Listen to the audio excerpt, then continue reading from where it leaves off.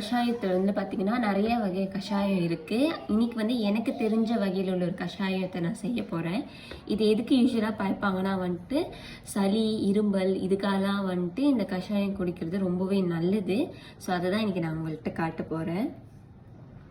Okay, தேவையான பொருள் என்னன்னு பார்த்துக்கிட்டிங்கன்னா துளசி, ஏலக்காய், கிராம்பு, சிறுஞ்சீரகம், இஞ்சி, அப்புறம் வந்துட்டு மிளகு. இந்த எல்லா இன்க்ரீடியன்ட்டும் வச்சு தான் இன்னைக்கு வந்து இப்போ நம்ம செய்ய போகிறோம். இது எல்லாத்தையுமே ஒன்றா போட்டு இடிச்சிக்கணும். நல்லா இடிச்சிட்டு அது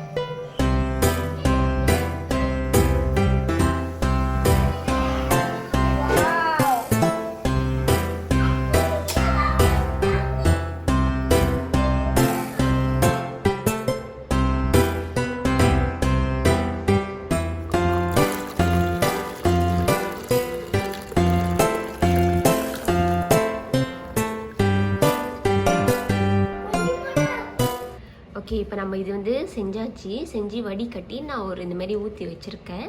இது நீங்கள் வந்துட்டு படுக்கிறதுக்கு 1 ஹவருக்கு முன்னாடி தான் இதை குடிக்கணும். அப்போ தான் வந்துட்டு அதை போய் நல்லா வந்துட்டு வேலை செய்யும்.